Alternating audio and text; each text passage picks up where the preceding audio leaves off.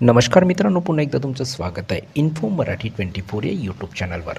मित्रांनो, EPS 95 पेन्शनधारकांसाठी एक अत्यंत महत्त्वाची बातमी घेऊन आलेलो आहे. बातमी आहे EPS पेन्शनधारकांची जिल्हाधिकारी कार्यालयासमोर धरणे आंदोलन.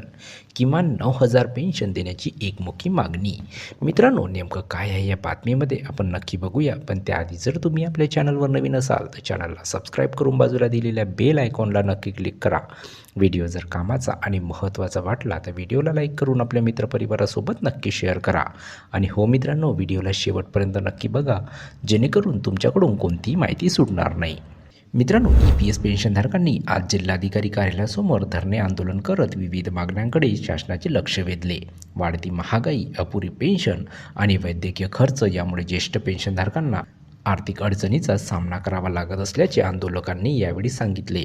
आंदोलनादरम्यान पेन्शनधारकांनी किमान 9,000 रुपये दरमहा पेन्शन तसेच त्यावर महागाई भत्ता देण्याची मागणी केली. मित्रांनो, EPS पेन्शनधारकांनी जिल्हाधिकारी कार्यालयाच्या प्रवेशद्वारावर निदर्शने करीत आपल्या मागण्या मान्य कराव्यात यासाठी जोरदार घोषणाबाजी केली.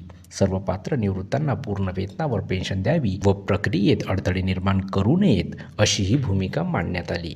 व्याज मागण्याची पद्धत रद्द करून पात्र व्यक्तीने भरायची रक्कम आणि मिळणारा फरक याचा वजावाटा करावा अशी सूचना करण्यात यावी अशी मागणी करण्यात आली. याशिवाय पेन्शनधारक व त्यांच्या जोडीदाराला संपूर्ण मोफत वैद्यकीय सुविधा द्याव्यात, स्वस्त धान्य दुकानातून वाजवी दरात जीवनावश्यक वस्तू उपलब्ध करून द्याव्यात, तसेच खाजगी व सरकारी प्रवास साधनामध्ये सवलत द्यावी अशी मागणी करण्यात आली. पेन्शनधारक व त्यांच्या जोडीदारांच्या अंत्यविधीसाठी 5,000 रुपयाची आर्थिक मदत देण्याचीही मागणी करण्यात आली. तसेच 3,609 या ठरावाद्वारे 2014 साली करण्यात आलेले सर्व बदल रद्द करावेत अशी मागणी आंदोलनकर्त्यांनी केली. शासनाने तातडीने सकारात्मक निर्णय घ्यावा अशी अपेक्षा